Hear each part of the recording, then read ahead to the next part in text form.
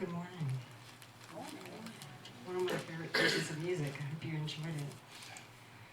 So, happy Father's Day, happy Sunday, happy June the 21st. We're going to start with a couple of Dad Day funnies from Reader's Digest and Boy's Life. Our Generation X daughter, Christy, made my husband a Father's Day card. It was entitled, "Things My Dad Will Never Say." Can you turn that music up? Here, take the keys to my truck, and here's $50 for gas, too. I love your tattoo. We should both get new ones.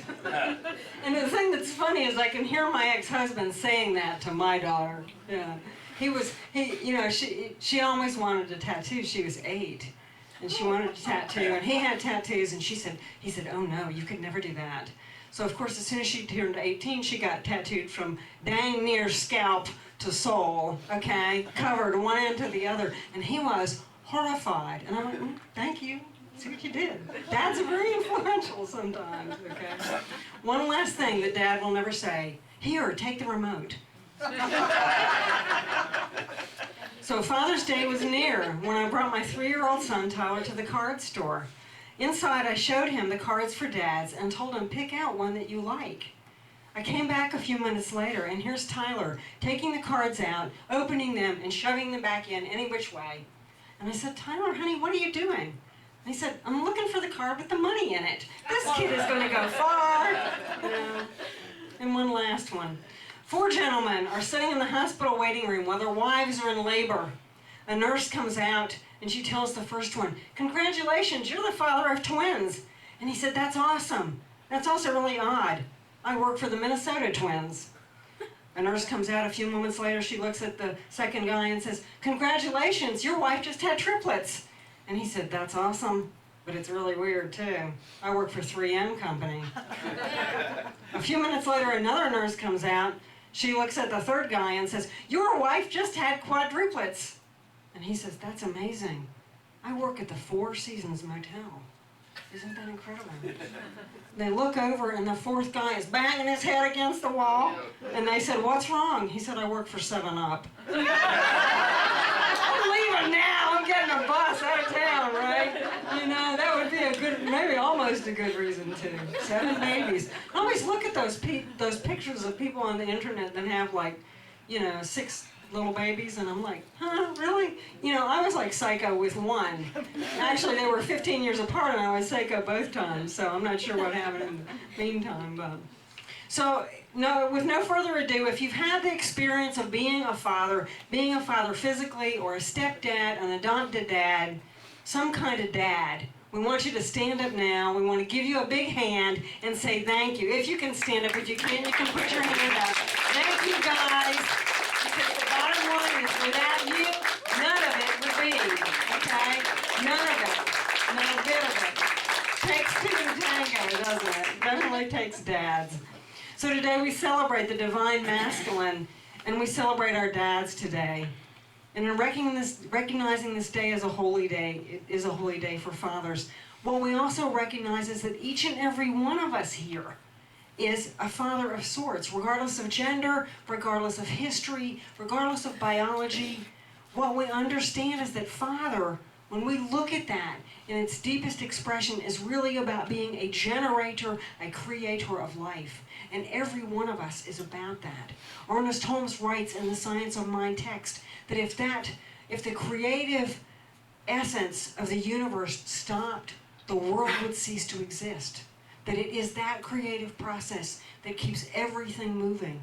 Think about it. Some of us went to the Maribaba Center recently, and we went down to the ocean and we watched it roll in and roll out. Without that creative process, the universe will not continue. Without the birds flying overhead and people making babies, okay? Whether it's 2 or 3 or 4 or 7, okay? Whatever it is, that creative process is necessary. And it lives in every single one of us. So we have awesome stuff. Sherry, can I get your help? Because this is too heavy for us to pass. It's the beautiful glass bowl that Carol made for us several years ago. So she's going to move around the room with chocolates. If you're a dad, you can take 2. Everybody enjoy, and we celebrate our dads, and we say thank you to you specifically, and also to that creative power, that creative genius that lives and is the heart of all it is. So we understand that each and every one of us has the capacity to nurture, to foster, to father growth in something on this planet.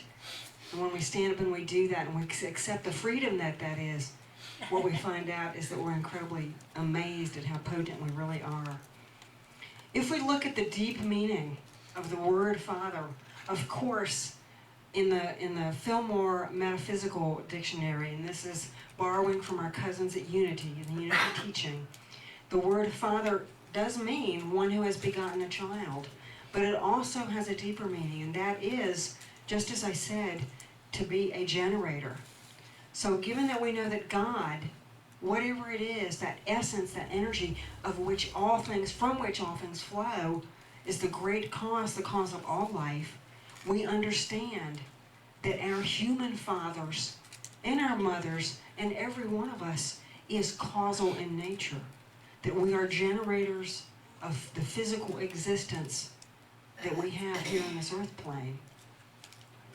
Now, for some of us, this experience, when we stop and have kind of a point in time, if there was such a thing, where we recognize a specific set of individuals, be it mothers, be it fathers, be it grandparents, whatever it is. Thank you, Sherry. That is a wonderful thing. What happens is that we find that to be an aside from our daily round, a time when we truly, I got the right kind too, thank you God. Okay, all right, we'll save that for later.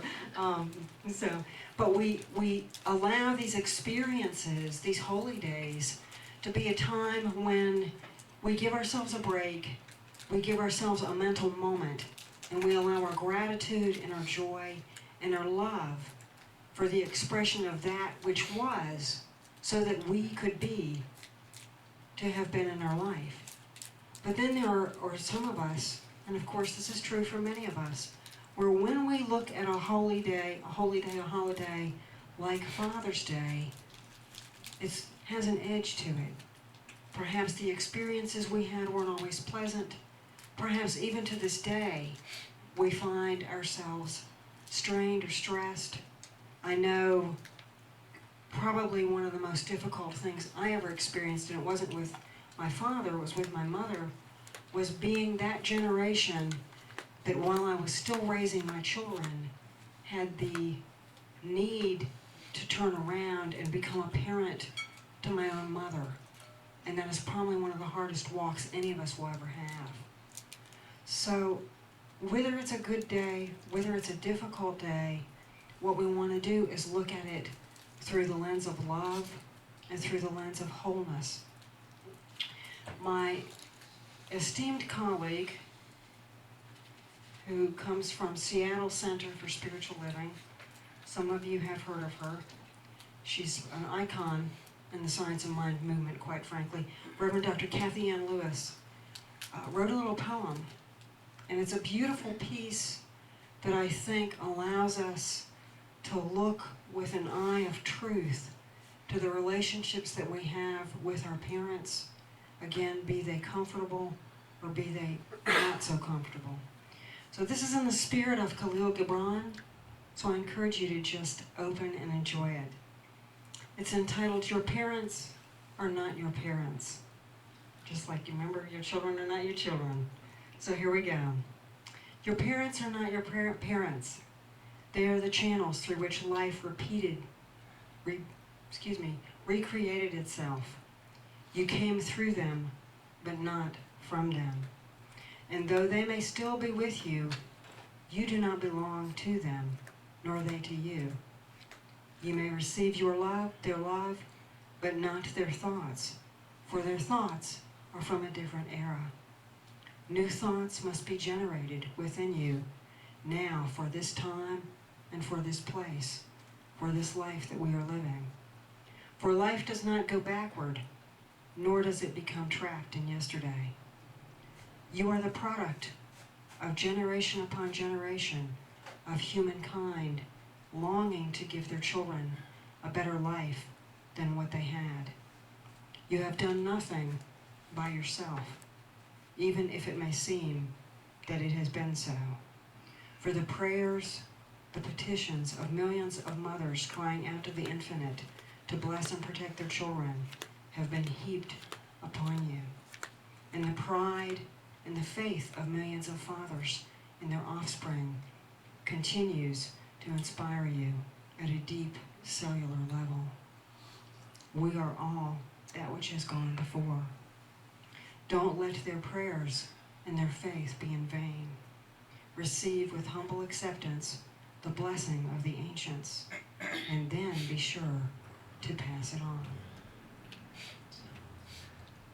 So we understand in this teaching that whatever it is that we have that is ours in any moment to share, to carry forth in this lifetime, it must in some measure have issued from the experiences that others have fathered into being for us. My funniest father story doesn't really revolve around my own biological father. Actually, my own biological father was there, but you know, he did such a good job that I never got to meet him. He left most days before I ever got up as a little girl, and he came home after I went to bed. I remember a few times having dinner, supper, whatever we called it, on his lap. That was a very rare occasion. He worked a lot. He became ill and he retired, and shortly after that we moved to North Carolina. Within 2 years he had died. So I never really knew him. My funniest father story is not with him. It's with Francis Leahy, and many of you know that name. You've seen that face. Francis was a practitioner at the center in Asheville. I know for a number of years. He has since passed. So the year that I entered ministerial school, Barbara Waterhouse said to me, "You have an assignment. You need to come in and on Monday nights and co-teach this class with Francis. And I want you to take care of him because the students will kick his you-know-what." I was like, really? Come on, right. I don't want to do this. Never mind. I'm here, okay? So I show up, and Francis and I, we worked and worked and worked in the class. He had the class curriculum all prepared. Of course, we changed it 72 times before we got there, okay? And we got there in the first class, and one of the things we found out was that we had the same birth date, which is pretty incredible. Francis was 21 the year that I was born. Okay, so we get into class the first night, and maybe I didn't tell you yet, but Francis was a retired Navy officer, okay? He had been hell on wheels, to put it very mildly, almost all of his life, okay? So we're in class and we have about 35 students, and things are going okay, and then Francis gets to a part in the text, in the teaching, where he really wants to make a point. So what he does is this, okay? And the class jumped a collective 10 feet back, and I flipped out. Because I thought, Francis, you're going to scare the hell out of them. They will leave and never come back. And they did. We had 12 people at the next class. The hardest thing, one of the hardest things I've ever done is go up to somebody like Francis and say, don't do that again. It didn't work. So it was pretty funny at the time. I was a shaking blob by the time it wasn't really confronting him, but by the time I asked him to change his demeanor a little bit so that the students might find it a little easier road. So quite an incredible experience.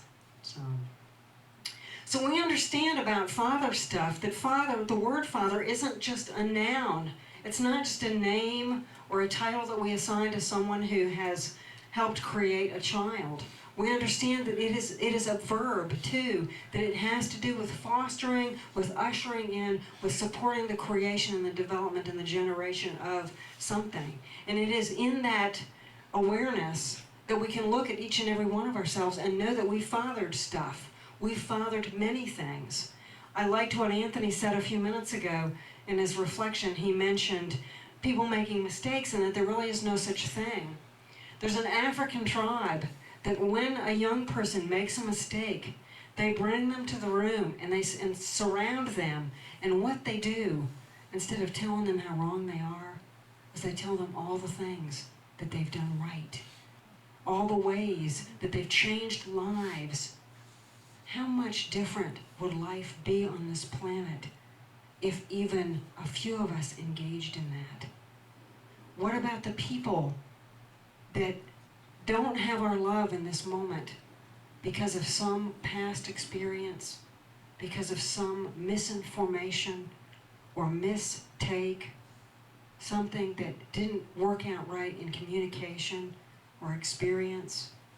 What if instead of looking at them and saying, you did it, you caused it, what if we pointed our eyes toward Dylan Roof today in Charleston and said, we're sorry for whatever it was that brought about your need.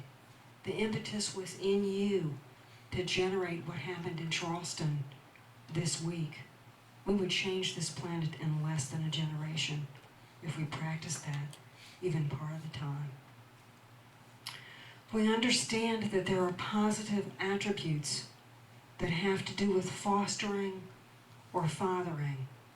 And so some of those are being active, being intelligent, logical, rational, linear, determined, reliable, strong, stable, protective, sensible, heroic, focused, single-minded, practical, goal-oriented, consistent, predictable, capable, smart, rugged, ordered, and disciplined.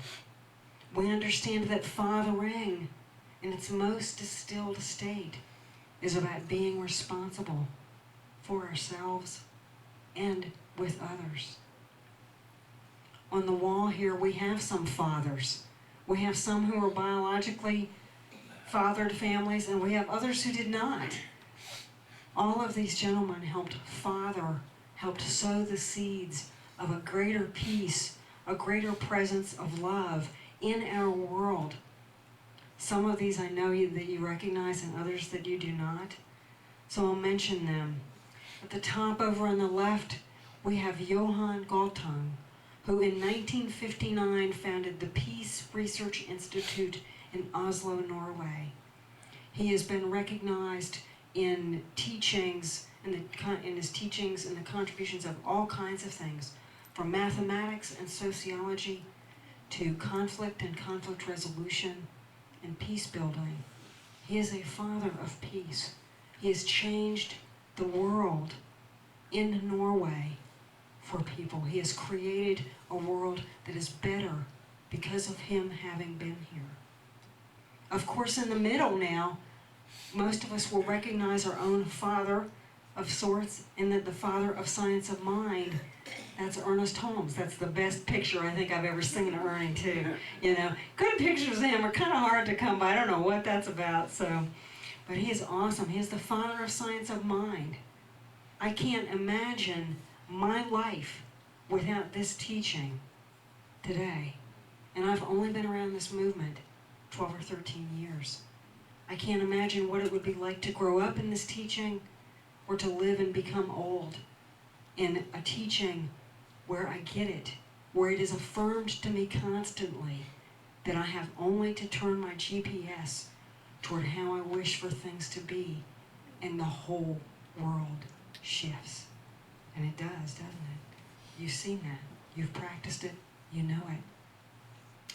The gentleman on the right and the top is also familiar to you maybe through his work in the field of what we call spiral dynamics. That is Don Edward Beck, who followed in the footsteps of a mentor and took spiral dynamics, a teaching, a theory about human evolution, human consciousness, and how we change, into South Africa. He made many, many trips over there, and it was through his work in the field of spiral dynamics that they brought forth an ending, a non-violent ending to apartheid in that country. Get the book Spiral Dynamics and read it. It will blow your socks off. If you can understand it, it's worse than earnest, that's all I know. So, the two guys on the bottom don't bear any identification. You know who they are, His Holiness the Dalai Lama, whom I am. There's just something about that smile that makes me just break every time I see that face. Such a beautiful individual. Yeah. Think about what our worlds would be like if we didn't have the teachings of lovers like him. He is truly a father of peace. And of course we have Martin Luther King, who I know his spirit is alive and surrounding those right here, right now in Charleston, holding them up, loving on them, and helping them find a way. So I mentioned that we know father-ishness to be a verb, to be an action. All of these men have fathered big things. They have actively stepped out, opened up to the brilliance of the universe, and carried that out into the world. They were probably afraid. I can't imagine them not being. When I was looking for that particular picture of Martin Luther King, I found a couple. One is him sitting in a jail cell. You know, he was arrested like 30 times. You want your kid to play with somebody who has that kind of history? I don't know. You know? But there was one picture of him in the back of a car, and I swear in that moment they captured his awareness of what was going to happen to him. That he knew, and yet he understood. It's okay. I'm not the message.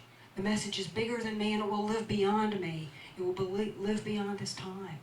And if any one of us desires to foster some change in this world, it is that change that speaks past the grave, past our immortality, and to the rest of the people on this planet. So, what we want to do today is we want to recognize that even in the face of amazing craziness and chaos on this planet, good things are happening. It's hard to see that sometimes. It's just been 2 weeks ago that here in our own Macon County, 2 gunmen crept onto the campus, right here in Franklin, before the sun came up one morning, with weapons loaded. They got on one of the school buses and planted guns. They went around the outside of the campus on an elementary school property in Franklin, North Carolina, and left loaded weapons. That site is one of the classrooms my day job funds a pre-K room at. Okay? It blew me away when I heard this. And it is only through the amazingly, in the moment activities of a lady bus driver and a lady rookie cop that brought those two to justice. Okay? We would have had another Sandy Hook, and it would have been in Franklin, North Carolina. That blows me away. And then we turn our eyes to the situation in Charleston, and we wonder, how can we foster anything? When I hear about things like this, I don't know about you guys, but what I feel is so deeply touched and yet so unable to convey what I know is true, that we each and every moment have the capacity to change that experience by rewriting the story. We can look at that outcome in Charleston and we can say, oh my God, go after that guy, nail him to the wall, blah, blah, blah, blah, blah, blah, blah, blah, blah. Or we can recognize that every single person in that picture was in tremendous pain, that every single person in that experience somehow was hurting and has hurt and probably has hurt for a very long time for any of that to come into fruition. And so what we're going to do today is to foster peace, to foster love, to send it out there in the world to our friends in Charleston. We're going to do this very simply and very sweetly. When you came in earlier, you might have seen a table back there. We have some different kinds of paper, and we have some markers. And what I bid for you to do, if you are willing, is we'll take a few moments while we have some music playing, walk to the back of the room, get a piece of paper and a marker or two, and just send a short note, a letter of love, a statement of the truth that we are never alone. And what we're going to do is put all these in that envelope that waits back there, and I'll mail them this week to Emmanuel AME Church. Because right here, right now, their community feels, I'm sure in tremendous part, very broken. They lost mothers and fathers and sisters. They lost 3 of their ministers. They lost a state senator. It ain't right. You know, it ain't right. They lost a lot. But Dylan Roof had already lost it all, I think, before he picked up that gun and walked in that room last week. So we're going to put on a little music. Kathy's going to help us with that. We're going to turn down the lights. And again, the invitation to you is just to step to the back, get a piece of paper and a pen, and write a short note to the folks at Emmanuel AME Church. And let them know, let everybody know in this situation that we are surrounding them with love, that we are holding them up, and that we believe in very strongly in their ability to walk through this from a place of spiritual principle, from a place of compassion and forgiveness and love for everybody involved.